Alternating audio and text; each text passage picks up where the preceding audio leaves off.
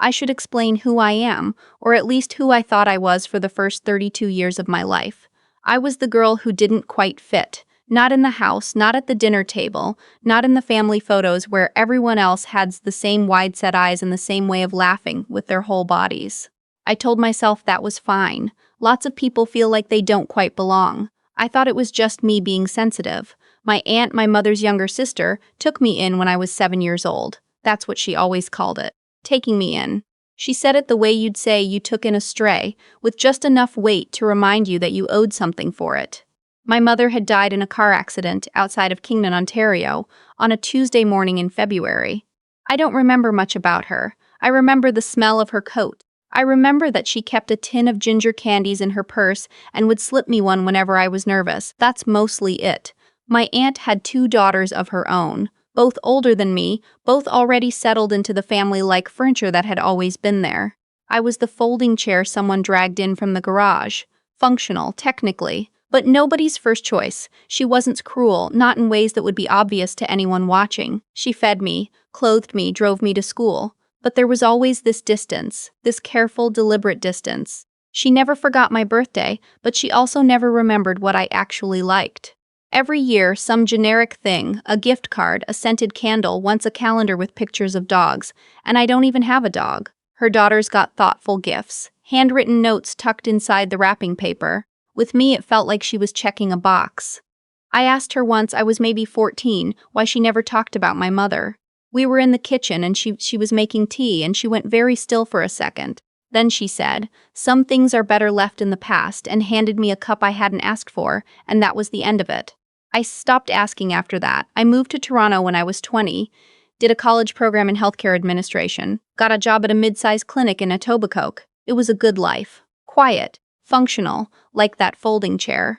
I had a small apartment on the 2nd floor of a house near the Humber River, a cat named Biscuit, and a group of coworkers who became the closest thing I had to real family. I didn't think about my aunt much. I didn't think about my mother's side of the family at all, mostly because I didn't know them. There was no one left to ask. The thing that started all of it was not what you'd expect. It wasn't some dramatic confrontation.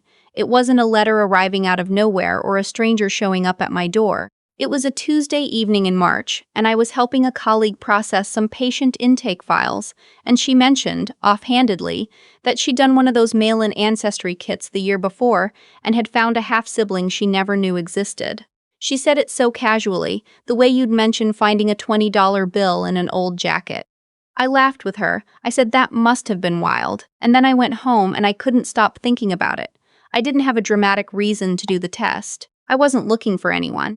I told myself I was just curious, the way you're curious about a door you've walked past 1,000 times. I ordered the kit that weekend, spat into the tube, mailed it back, and then genuinely forgot about it for about 5 weeks, the way you do with those things. The results came back on a Wednesday afternoon.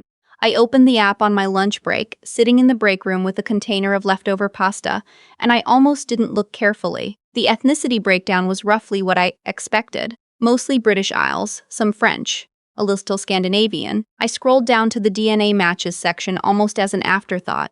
There was a close match at the top. Not a second cousin. The category said close family. Possible parent or sibling. The name on the profile was Teresa Bowen. I stared at that name for a long time. I didn't know anyone named Teresa Bowen. I had no memory of anyone by that name. I set down my fork, closed the app, and told myself it was probably a database error, some kind of technical glitch.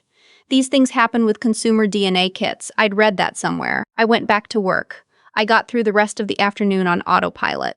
I drove home, fed Biscuit, stood in my kitchen for about 10 minutes without doing anything. Then I opened the app again. The match was still there, 1,847 Senna Morgans. I looked that number up. It's not a cousin number, it's not even a close cousin number. That's a parent, a sibling, or a half-sibling. There was no configuration of my known family that made that possible. I sent a message through the platform, short, careful. "Hi, I came up as a close match to your profile, and I'm not sure how we're connected. Would you be open to talking?" I didn't hear back for 11 days. I had almost talked myself out of the whole thing when the notification came through. The message was from a woman who introduced herself as the daughter of Teresa Bowen. She said her mother had done the kit 2 years ago, specifically looking for someone. She said her mother had been looking for a very long time. She asked if I had been adopted or if I knew anything about my early childhood. She said her mother's name before she remarried was Teresa Marchand and that she had a daughter who had gone missing from a hospital in Ottawa in 1994. She said the daughter's name was Hazel. She said she would have been 32 years old. I sat on the floor of my apartment for probably an hour. Biscuit came and sat on my lap and I just held him. I am not someone who cries easily. I never have been, but I cried that night, not out of sadness exactly. It was something more complicated than that. Like a pressure I had been carrying for so long I'd stopped noticing it, and it was suddenly releasing. I called in sick the next morning. I needed a day to think. Here is what I had always been told about my early life. I was born in Kingston to my mother, who raised me alone. My father was not in the picture. My aunt always waved her hand vaguely when I asked and said he'd left before I was born, that my mother never talked about him. When my mother died, my aunt was the next of kin, so she became my guardian. End of story. Here is what I started to understand, sitting on my kitchen floor in Toronto at 32 years old. That story had holes in it I had never thought to look at closely. I wrote back to the woman. I told her my birth date. I told her what I knew, which wasn't much. I asked if she could tell me more about what had happened. She called me the next evening. Her name was Dawn. She had a warm, steady voice, and I could tell she was trying very hard to hold it together, the same way I was.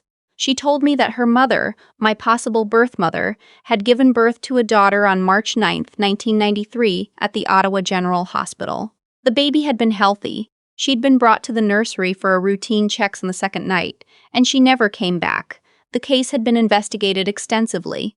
There had been a suspect, a woman who had been seen on the ward wearing a nurse's uniform, who nobody could later positively identify. The baby was never found.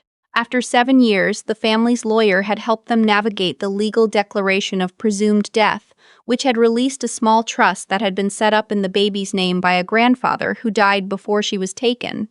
The trust was modest, around $60,000, originally meant for education. It had been released to the estate when Teresa signed the declaration. Dawn's voice got quieter when she said what came next. The lawyer who had handled the estate and who had advised Teresa to file the declaration was named Gordon Aldrich. He had an office in Kingston. Gordon Aldrich had also been my aunt's family lawyer for as long as anyone could remember. I knew his name. I had signed documents with his name on the letterhead when my aunt transferred guardianship paperwork to me at 18. I had always assumed he was just the family lawyer. I had never thought to question it. I am not a dramatic person by nature. I like order. I like things that make sense. What I was looking at did not make sense, and the part of my brain that processes spreadsheets into intake forms was working very hard to find the innocent explanation. Maybe it was coincidence. Maybe Gordon Aldrich was just a common Kingston solicitor, and this was a terrible random overlap. I drove to Kingston on a Saturday. I didn't go to my aunt's house. I went to the public library and I asked for access to their newspaper archive. I was there for 4 hours. The Ottawa abduction had been covered in the local papers, and the Ottawa Citizen had run a piece that was picked up in Kingston because of Teresa's family connection to the area. There was a photograph of Teresa Marchand from 1994, holding a "Please help find my daughter" sign outside the hospital. She had dark hair, high cheekbones, a particular way of holding her jaw. I had to set the printed page down on the table and take a breath. I don't have dark hair, but the jaw. The jaw was mine exactly. I also found a small item from 1995, a follow-up piece, 2 paragraphs, noting that a woman from the Kingston area had been questioned in connection with the disappearance but later cleared due to lack of evidence. The woman was not named, but the lawyer quoted in the piece, speaking on her behalf, was Gordon Aldrich. I don't know how long I sat there. The librarian came over at one point to ask if I was all right. I said yes. I probably didn't look it. I went back to Toronto. I called a legal aid clinic that a colleague had mentioned once. They offer free consultations for people dealing with family law issues.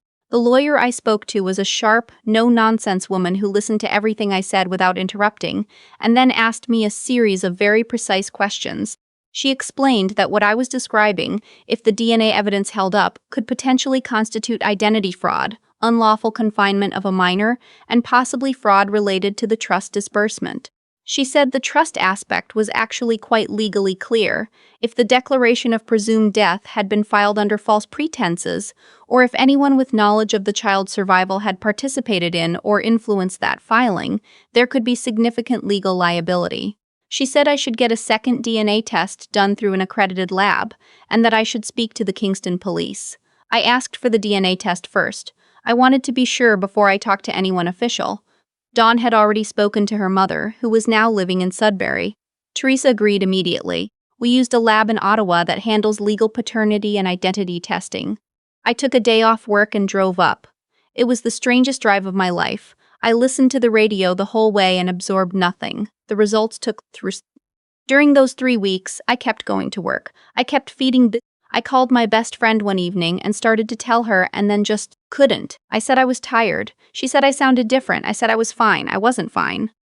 The results confirmed a parent-child relationship with a probability of 99.97%. I cried again, differently this time. This time it was something breaking open rather than releasing. Because confirming it meant it was real, which meant everything I had believed about my life was a structure built on something false. It meant that someone had known. Someone had made decisions, deliberate decisions, that had shaped the entire course of my existence, and I had been walking around inside those decisions my whole life without knowing the room I was living in had no walls. I went to the Kingston police the following week. I brought everything: the DNA results, the newspaper archives, the documents I'd found online about the trust disbursement. The legal aid lawyer came with me. I will not pretend that the conversation was easy or that the police were immediately ready to act.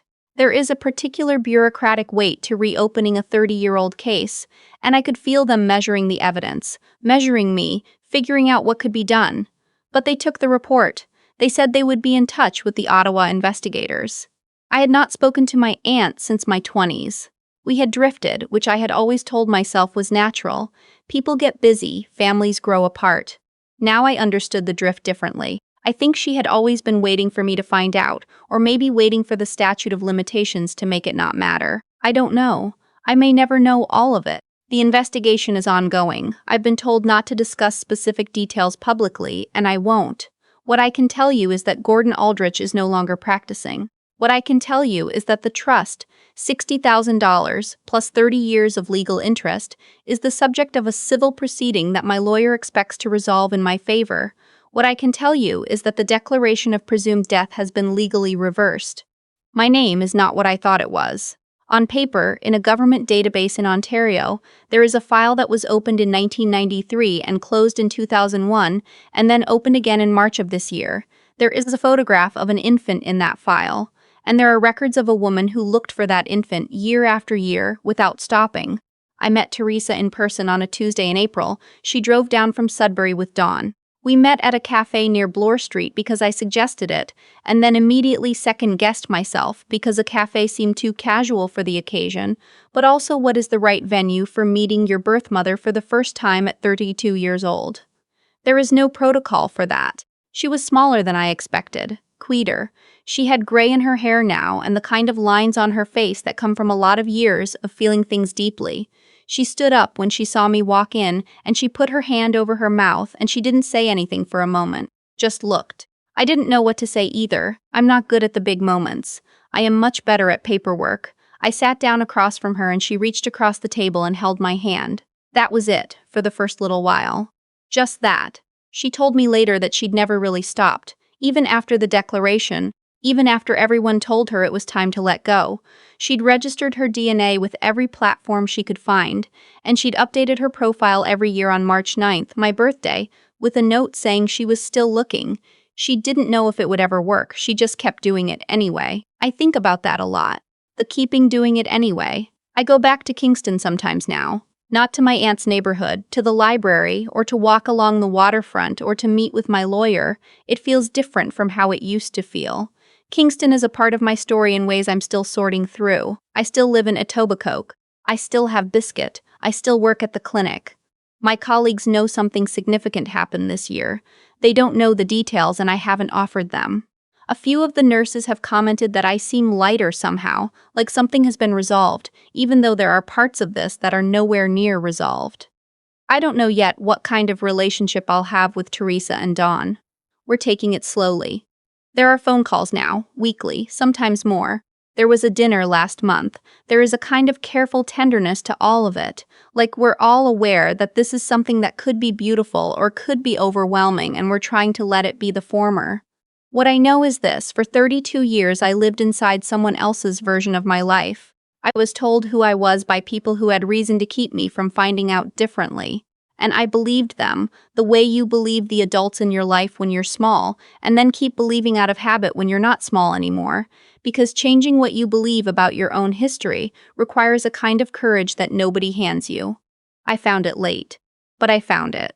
There's a photo on my phone now. Teresa sent it to me, a picture from 1993 taken in the hospital of her holding a baby wrapped in a white blanket. She's looking at the camera, but the baby is looking slightly sideways, the way newborns do, not really focused on anything yet, just new to being in the world. She put a caption on it when she sent it. It just said, "You were always mine. I never stopped knowing that." I look at it sometimes when the weight of all the years comes back to me, and then I put my phone down and I feed my cat and I get on with the day. That's all you can do, really. You find out who you are, and then you get on with it.